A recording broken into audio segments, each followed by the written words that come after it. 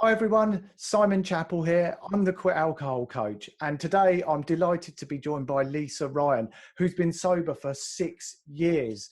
Thanks so much, Lisa, for joining me. How are you doing? I'm doing great. Thanks, Simon. Thanks for having me today. No, it's a real pleasure.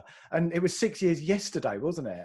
I'm just amazed. I mean, when I think about it's gone so fast, but when I compare the last 6 years with the previous 6 years, like I don't remember much at all. It's all a blur. But the last 6 years, annoyingly, I remember everything, much to my husband's chagrin. So it'd be good to hear a bit about what life was like when you were drinking and what led you to actually break free from alcohol to make that decision. And of course, I'm sure a lot of people are going to want to know what you actually did in order to quit, and obviously what life's been like since. So maybe we could start with a bit about when you were drinking and what life was like. Okay, I suppose like a lot of people on this journey, my issues stem from my childhood. I had an unbalanced sort of toxic childhood, and I took those learned behaviours of needing to keep my ducks in a row and my people pleasing skills into my adult life. And then when I started work, and then I took on jobs that I needed to be needed. And I took on a lot of jobs where I was the sole keeper of my job and I was relied upon. And that only added more anxiety and stress. But in the sense, I loved it. But then through all of that, I started using alcohol, to fit in with my social group at work. But then I ended up being in jobs that were so much more challenging that I was using alcohol to cope with the stress, even though I loved the jobs. And so then I hit a job where everybody, it wasn't really called it that back in those days, but everyone was really binge drinking. And every night you get in the morning, oh man, I got home last night and I downed this much and I downed that. It was almost like a competition. But we all bonded over it, so it was okay. And that, I think, was my turning point where I noticed if I could go back to myself in that job and I'd say, do not drink when you're stressed, because that was the turning point for me where it really escalated from then on. But I didn't really recognise that, and it was just the lifestyle of the job. And I just took that. Even when I left that job 5 years later, I was still going into high stress jobs, took that mindset with me.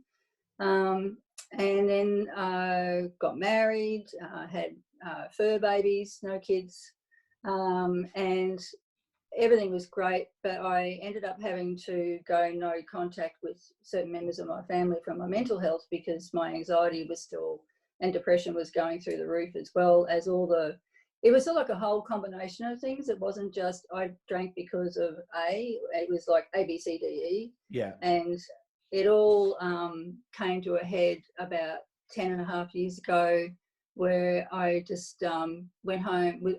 By the time I got to that point, I was just sick all the time, and I wasn't as reliable at work, and I wasn't the person that I started out as, being the people pleaser and ducks in a row person.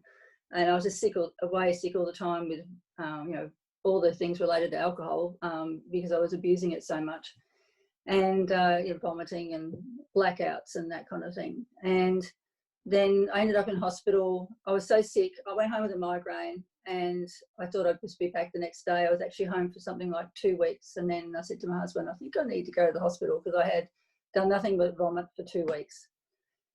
And of course I kept drinking through that because I stupidly felt that the alcohol, I was a Scotch drinker and a wine drinker.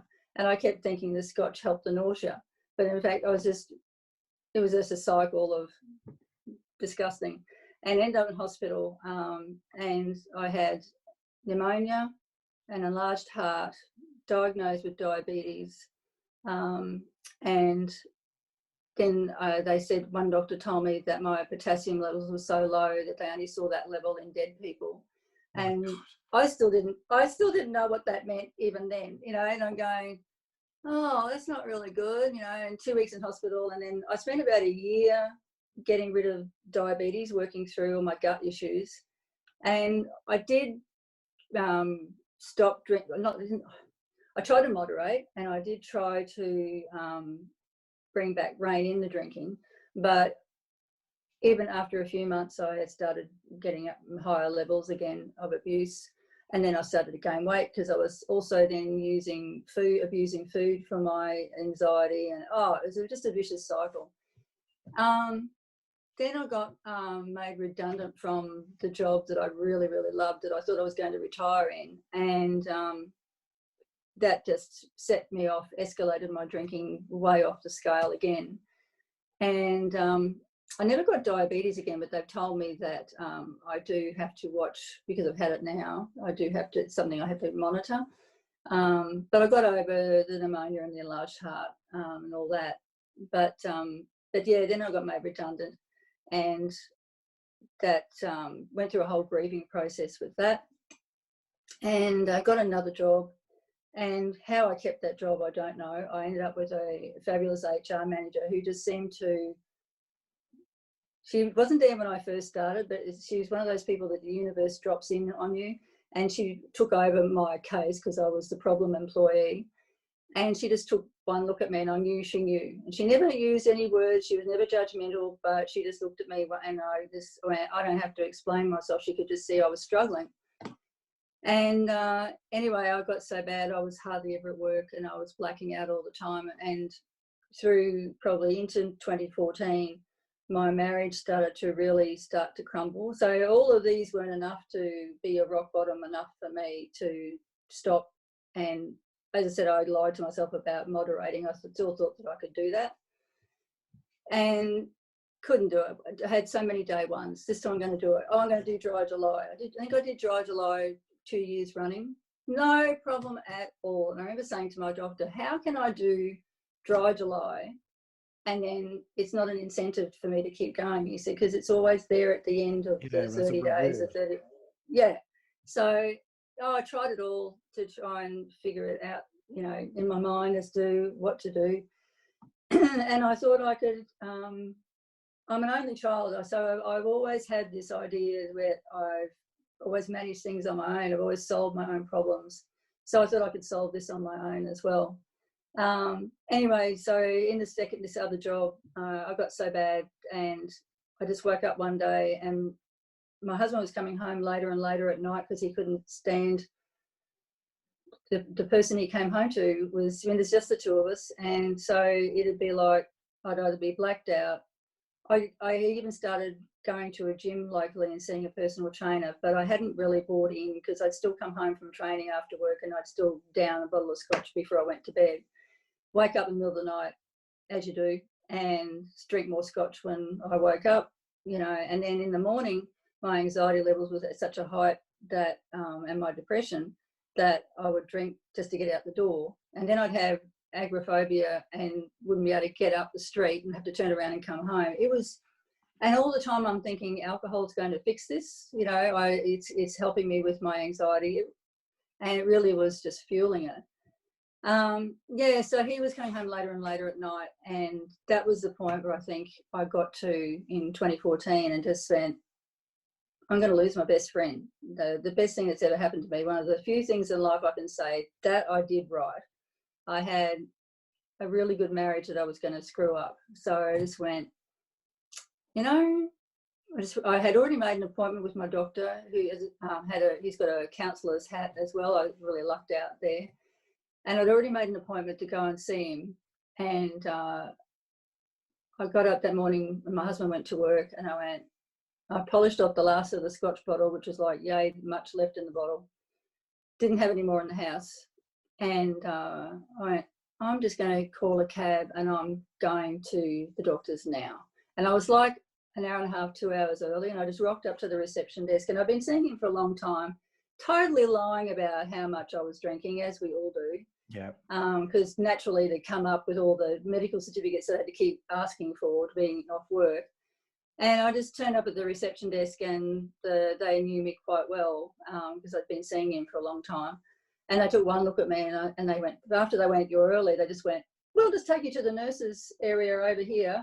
And he just said, when he saw me, he said, you're going to have a month off work. We're going to do intensive counselling. And I'm going to send you to a psychiatrist as well to go through all your issues from childhood. And over time, he's diagnosed me with PTSD and on the spectrum for OCD. And I was on a bunch of medication, but over time, I have come off everything except a small dose for a heart arrhythmia. And I said to my cardiologist, is that because I've done something to myself with all my drinking? And he said, yeah, maybe not. And, he said, but what difference does it make now? You have to deal with it. Because it sort of strung me out a bit. And because I thought, oh, what have I done to myself? But I think I've dodged a bullet, because overall, when I decided that was it back in September 2014, I really, even though I had all these day ones and hadn't been successful before, I just went, drawn a line in the sand. I've just got to stop. And I've got to stop thinking about not drinking. And so I just, between learning a lot about mindfulness from my doctor, and learning acceptance and all the things that you just can't change, it's just, I sort of felt like I looked at my life as part of a tapestry. So yeah, I'd want my life to be different. I wish I hadn't had all that crap as a kid. I wish it hadn't affected me as an adult. I wish I hadn't wasted all of those years of the abuse of alcohol. I wish I'd gotten a handle on my anxiety and depression a lot sooner. I didn't. That's my life. And that's just the way, this is how I've come to that fork in the road. So I thought of my life as a tapestry, and I went, well, if I pulled on a thread, I'm not the person I am today. So I don't know that I would be, I might be different, but would it necessarily be a good different? You don't know. And so I just accept the person I am today, and I move forward from that moment and be a better me, the best version of me that I can be. And my husband now is like, we have back to having our great marriage, and he's my biggest supporter. Got a little cheer. I like to think of it my little cheer squad. I've got my doctor I still have the same doctor, and he's just brilliant. I was only thinking of the day a year ago. It's gone so fast, but a year ago, sat at his desk, and I was actually there on the anniversary of last year by Coinky Dink.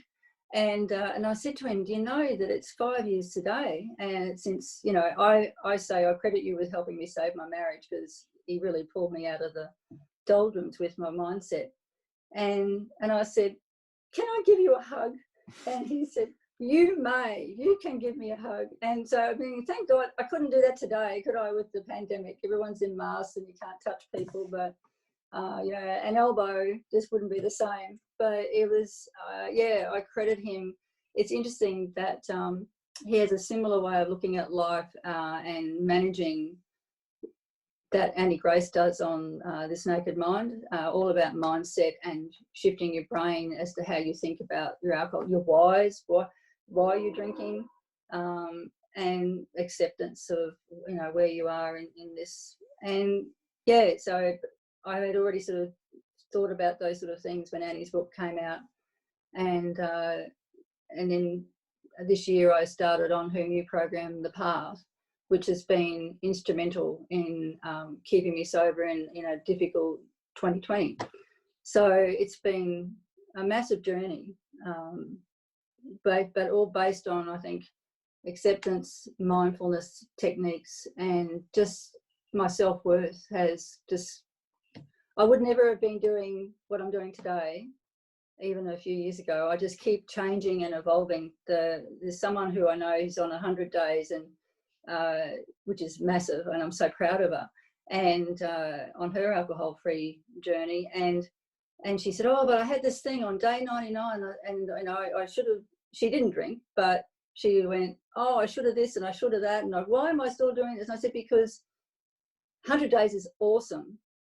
It's amazing, but you're changing all the time. And I thought that when I started this process of, now this will be me, but I find that I'm just changing all the time in a good way. You know, I've lost 30 kilos. My trainer is just awesome and has backed me all the way. He got me running. I've never run in my life. And when he suggested I do park run a couple of years, 4 years ago, I think. And I went, after I got off the floor laughing, because I went, I've never run in my life. And he went, I'll prep you, I'll get you ready. And you don't even have to run it. You can just walk it, you know, just do it. So he's my little cheer squad is him and my doctor and my husband, and husband's obviously head cheerleader, but yeah, and I've got this little group. I think it's really important to have your little support group that you know you can rely on and reach out to people. Yeah, I agree. You've got to have a tribe. I think you were so lucky with regards to the doctor, because you know here in the UK, people go to their GP and they refer them to something called alcohol services, and essentially you end up at AA, which I know works for some people, but the kind of approach is different, and you know it's not all about changing your mindset. It is about acceptance, but it just sounds like you got so lucky there. I really did. I really lucked out. The universe has been very kind to me, even though I'll probably have a cardiologist for life. He's the best guy, and he's also someone that you would want in your corner. And so, you know, but yeah, the GP who wears a counsellor's hat, you know, is just, I'm just so lucky. I really am very blessed. I mean, I went through all of this and I go, well, okay, but I've got these awesome people around me. So I must have done something right somewhere along the line Yeah. to be, you know, so blessed with all that. Yeah, I didn't do AA. My doctor said to me when on that day in September 2014, and when he told me how much work we were going to do, and he said, but I'm not going to suggest AA. He said, it's not. He just said, he's known me for a long time, and he said, it's not for you. But we both accept that AA has worked for a lot of people, but I agree it was probably not somewhere that I wanted to go, because I sort of feel like to use labels and like alcoholic doesn't really work for me, because that makes me feel, and I'm not saying that's the same for the next person who goes and is successful for, but the way it makes me feel is it makes me feel like that person I was 6 years ago. And Yeah. I'm so not that person anymore. I don't recognise that person anymore. I just want to go and give her a hug and go, it's all right. You're going to get out of this rabbit hole. And, I was thinking too, I'm back in this job where I was so, the last job where I was so not dependable. So one of the other things that year before I hit the September, I actually fell over in the kitchen and hit my head against the kitchen bench and split my head open. My husband had just come home from work. He had to throw me in the car up to the hospital. I had another week off work because my face was black and blue. I had concussion. I had stitches in my head.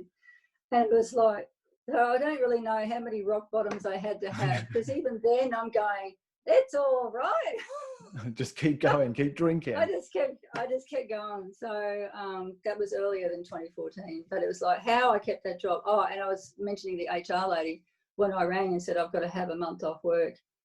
She just went on the phone. She's going, I think that's the right thing to do. Very quietly, very softly, so supportive.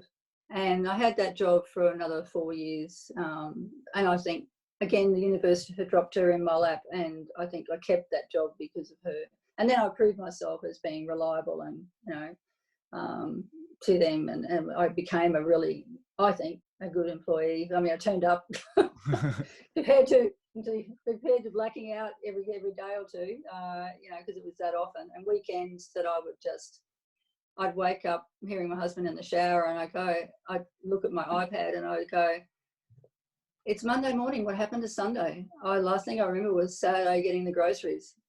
You know, so there's still things now that I don't ask him about from those days where I'll go, I've never asked him what happened between, say, Saturday lunchtime and Monday morning. I've never asked him. So I think I just don't want to know. I just go, that's in the past, draw a line in the sand. Yeah. And he's just so happy and proud of me. And he's not a very demonstrative person, but he is always told me how proud he is many times about how my journey of staying alcohol free. And now I say alcohol free. I don't even go. I add all the E's on the end. I just feel so much lighter, and I just believe in myself more than I ever did. I back myself now.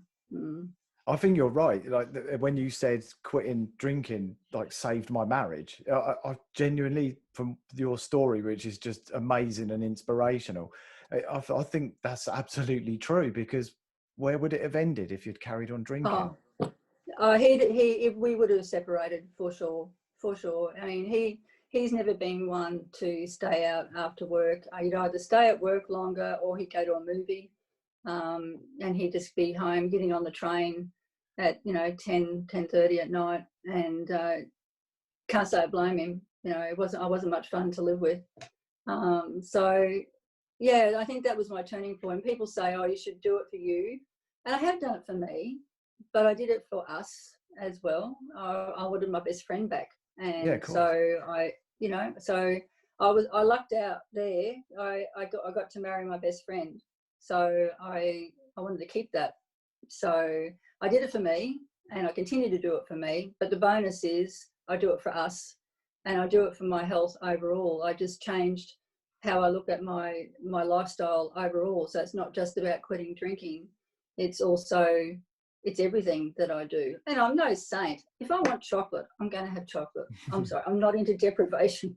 No. But overall, yeah, I've just totally changed my outlook. And I say to people, you've got to put your health first, and you've got to have a batch of non-negotiables. Yeah. And put your sobriety first. Sobriety is number one, and you do everything you can to protect that, especially in the early days, where you're gaining your confidence at being out amongst people. And I'm a bit of an introvert. I've never been much of a party person anyway, so that's probably in my favour. But you still have to, oh God, I had to do a wedding at a winery just 2 years into my AF journey, and my friend who was getting married knew that I was AF, and I'm going, oh, I don't know what I'm going to do. I don't know how I'm going to manage this. I don't want to drink, but how the hell do you stay sober at a wedding at a winery, for God's sake? So I actually emailed Annie Grace, because back in those days she didn't have the organisation that she has now. It's much, much bigger. And I still don't know, maybe it wasn't her that answered back. I like to think it was, but somebody answered back and said, think about your non-negotiables, and plan. Don't just rock up and white knuckle through it. What are you going to say if people ask you if you're drinking? Why aren't you drinking? You're at a winery, for God's sake. Why aren't you drinking? Nobody asked. Except for when we sat down to dinner. Nobody asked before and after the ceremony, because it was, out on the green. So everyone was getting handed champagne glasses, and I just went, oh, no, thanks, and I asked for soda water. I'm not very adventurous with AF drinks, so just soda water or tea for me. And so I just went, yeah, no, I'll just have that. And no one cared. And then we sat down to these people, and my friend who knows that even though I'm not on medication now for anxiety, which I've got it off everything in the last 6 years. Probably the last time I had anything would be about 3 years ago. I had been off anxiety medication now, off everything now. Wow. But he knew at that time that that was still going to do my head in. So he put us next to 4 of the most outrageously funny people. I love him for this. And we had the best night, because my husband stopped drinking at the same time, and he was never a big drinker anyway. And so we've both been together on this. And so he sat us down next to these people, and they looked at us and went, oh, you're not drinking? We went, no. And they went, no. And they were so hilarious that they were the best people to sit next to all night. And we just danced and chatted and laughed, and it was a great experience. So, but it was that advice of prepping before I went, and reinforcing what my non-negotiables were. Well, and also taking the anxiety out of it. my advice was, well, what are you there for? Well, I'm there to support my friend because I'm so excited that he's getting married. Oh, wait a minute. Because anxiety and a lot of these things that we deal with emotionally, I find a very, what's the way to describe it? An internal thing. We're always thinking about ourselves. Yeah, And so it's egocentric sort of thing. a very selfish kind of mindset. And I don't mean that in a bitchy way, but it's like you tend to internalize everything. Everything's about you and how you'll cope Yeah. and what you're going to do next. And so when I thought about it, I went, oh, wait a minute, I'm actually there for my friend. I'm not there for me. No one's caring about what I'm doing because everybody's focused on my friend and Yeah, his if new anyone partner. should be anxious, it should be them. Yeah. So I've actually used that advice in many situations and taken myself out of the equation. And it's been all the tools that I've used to stop drinking have also been a domino effect in my lifestyle as a whole. So I've used everything in all aspects of my life. So it's become not just about not drinking, but it's about everything that I do with regards to my health. So my health, including sobriety, is my non-negotiable, and I just don't. And now people are just used to me not drinking. So I've lost a few friends along the way. Some of them were the heavy drinkers that you just don't have anything in common with. Interestingly enough, and I do hear people talk about that a lot, but what I haven't heard is something that happened to me. I had these friends who were a bit, they were fantastic when I was sick. They were fantastic when I was in hospital. And when I was dealing with all my demons, so supportive. Could not thank them enough. When I became well, they didn't know what to do with me. And it was like, because they couldn't save me anymore, they went, well, you're well.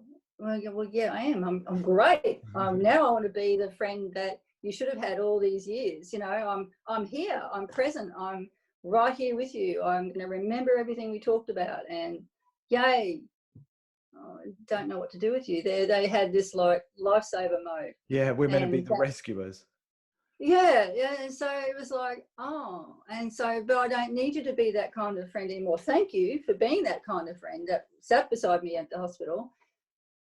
But I don't need, I want to continue our relationship with the new healthier version of me. And so, yeah, I lost a few friends for different reasons, but I've gained so much, and I've gained a whole new community. Yeah. And this year too, I started putting myself out there, and I put my name up in your mentorship program on your Be Sober site. So rewarding, because I think one of the things that I learned was that it's important for people to be heard. And I think by struggling on my own, trying to manage it myself, like I've done everything else, I think I missed the point of reaching out and asking for help. And it was twofold. I needed new tools. And when I had new tools, I could make better choices. But also I didn't realise the value of being heard and someone understanding and shining a light for you. And so I put my hand up to mentor, and I've got 4 lovely ladies, 2 in the UK and 2 in the US. And they have just been so inspiring to me to keep me going. I've had a rough year, and they've just been like helped me as much as they say I'm helping them, which is terrific, which has been really lovely of them. They've all said at one point or another how much I've been helping them. But I mean, oh man, you're helping me just as much. It's very inspiring. And so the chance to give back is always now in my mind, to just keep reaching out and allowing people to be heard, and telling them you've done the right thing, you've reached out, is so important. So It's twofold. You're right as well. It's twofold. You know, you kind of make yourself accountable, you keep yourself engaged, and you're helping other people, which makes them feel great and gives them something tangible and of value at the same time as making you feel good. I think that's, and you're also you're on Instagram as well. You can see Lisa's Instagram account below if you want to follow her, which I think actually is another great tool in terms of accountability. And I've even said to some people to use it like a journal almost. And I think too, like people have I had some great positive feedback from. I either share. I follow a lot of different people, health wise, mental health wise, as well as a huge sober community. And so I will often share something that inspires me, but then I'll also write my feelings and thoughts on a particular issue to do with the sober journey. Whether that's a mental health issue or an anxiety issue, and I just talk about what's worked for me. Yeah. And I think too that it's such a great that to me is almost like I don't journal as such, but it's a way for me. My writing when I do that is almost like a journal, and so it's still an outlet for me to share and to reach out to people. But yeah, it's almost like a journaling mindfulness exercise for me as well. Yeah, that's how I But yeah, I use love it. it. Yeah, it's brilliant. And I think it's interesting because Facebook, as wonderful as it is, and the sober groups are amazing, you can get some groups where it can be a little bit of a pity party. Sometimes people, it's day ones over and over, or negative comments. The sober community on Instagram is more like a positivity party. It's totally different. I Yeah, don't know if you I think found it the is. same. Yeah, I have. I think the difference is because only you are posting on Instagram, whereas if you on the Facebook pages, everyone just they join, and it's great that they join and get something out of people's experiences. But you can get dragged down a little bit and get a bit triggered if you're not careful, and so you have to learn the art of, because they can just post straight onto your page themselves instead of the Instagram where it's just you and your story and what you're doing today. And then people can comment, but you don't get yeah, you're right, you don't get No, you just you don't know, see it. yeah. That It's was probably totally very different. attractive, but yeah. I've recommended to But a few yeah, people to move over. If Facebook's yeah, triggering you, move over or yeah. scroll past. I actually think it's, I could be wrong, but I think there's probably more people on the sober community on Instagram these days, in my limited experience. So, yes, there are some people who have the dual pages, but I just find that there's such a great variety of people out there on all different stages. And then what's been really lovely is I've had rehab centres start to follow me, and other mindfulness groups starting to follow me, and it gives me a lot of validation for what I'm doing. And I go, oh wow, I can't be too far off the path. If a rehab, there's about I can't remember now. There's a few now rehab centres that are following me, and I went, well, if you like what I'm doing, I can't be too bad. Yeah, yeah. And then Sober Dave is he's awesome. He's been very helpful and helping me set up the page, and just being encouraging and say, oh, give it a shot, go for it, and I went, oh, that's a bit of a punch in the arm, like go for it type thing. So it's a really you feel very embraced on the Instagram pages. So I really would recommend people to if they don't know who to follow, pick someone to follow, like say pick me, pick you, and then just go and look at who you follow. And that's how I sort of expanded who I look at, Yeah. and and that's the way to do it. Then you sort of go, at least you're going to, instead of just Googling and hoping for the best, you can actually go to, well, it must be okay if Simon's following them, so that'll be, because you wouldn't waste your time on people that aren't bona fide, so it'd be, oh, okay, so that's what I did. And you just grow your own community, and then you get the one thing it is with like Facebook, then people go, it's like a newsfeed thing in that, oh, well, if you like this page, well, maybe you'll like that page. Right. You go, Yeah. oh, yes, no, so you build up your own little community as well. So, yeah, I highly recommend Instagram for Yeah. that. Yeah. I agree. Yeah, and you post some good stuff on there. I think it's great, and your account's growing, so you're growing a community. Yeah, it's getting You're there. doing amazing things.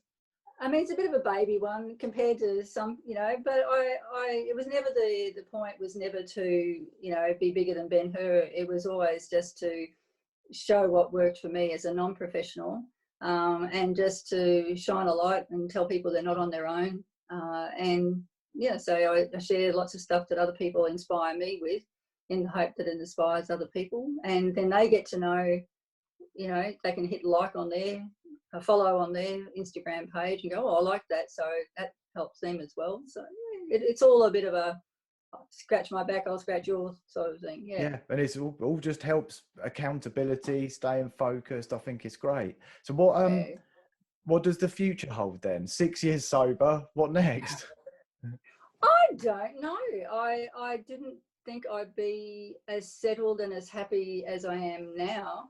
I remember someone saying to me once, physically, they said, I never knew you had blue eyes. I was so sick that they just never even knew the colour of my eyes. So now I'm so healthy, I just feel like my eyes are the window to the soul type thing. And I just sort of feel like I just feel so well. I just feel like the world's my oyster. I could just do, my self-worth has just grown and my self-esteem has grown. Yeah, I still have my little anxiety issues, but like they're much more manageable now and I have the tools now.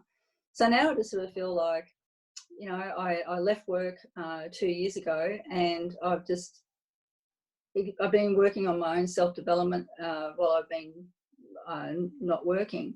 So I've been staying busy and I've been up to my writing and like I've been doing with the Instagram page and that.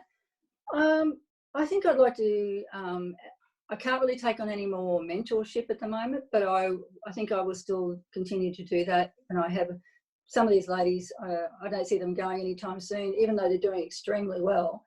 I've said to them, we finished the formal part of the program, which is 7 or 8 weeks. No, I want to stay. You know, you're really adding something. Oh, okay, so when and if they decide they want to drop off, I'll put my hand up to keep on mentoring, I think, because I really get a lot of value out of that. Yeah. But I mean, I'll just see which way how it all goes. The world's my oyster. I just feel like for the first time for a long time now, even in these 6 years, I've grown and done things that I never thought I would do, like running, and you know, my fitness level is now so good that I didn't think I'd have achieved half the things I've done in the gym. So for me, it's not a big picture thing. It's just living really well and opening myself up to opportunities as they come up. Like I wouldn't have done the Instagram page probably even 2 years ago or a year ago. So I'm changing all the time and just I'm trying to say yes more often and getting out of my comfort zone a bit more. And then, you know, who knows? I just know I'm going to be the most annoying best self version of myself. and I'm just, you know, still with the wacky sense of humour. But I'm just so proud of being present and I'm just lucky to be here. I've dodged a bullet in so many times that I'm just really, really grateful to still be here and still kicking goals, all the time. It's amazing. It's just such a wonderful story, the way you turned your life around and, you know, how it all could have ended up, you know, what path might have looked. I would be, if I hadn't done what I did when I did it, if I still had a marriage, I don't even know that I would still be alive, to be honest. I've been that sick and I was well on my way to doing it again when I got serious about, you know, turning it around. And I just went, I can't do day ones anymore. I'm sick of doing day ones. And I just went, no, I don't actually think I would be here today if I hadn't done that. And I think I'm just really proud that I can be. I'm just really, I'm a much happier person. I've got red hair, so I've still got the temper, but it's not 0 to 60 in 3 seconds anymore. It's like I don't have the same reaction. I don't react to things like I used to. I go, oh really? Oh, that's a bit of a kicker. Oh, okay. Well, let's move on. No, but I still get annoyed, but I just don't have. I just a much more peaceful person. So yeah, I'm pretty happy. And so many people say that, just how there's so much calmer. Things that used to cause a meltdown just don't, they give you a wobble, but not like they used to. Not at all. I'm just a different person. So I just open myself up. The universe has dropped so many things in my lap with great people in it that I just keep going and just keep it coming.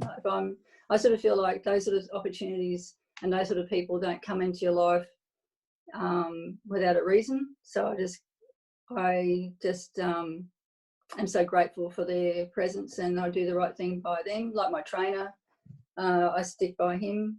He's had his own issues. And yeah, I just appreciate everything that's been given to me, so I give back as much as in turn, I guess is what I'm trying to Yeah. say. Yeah. Oh, that's wonderful. Mm.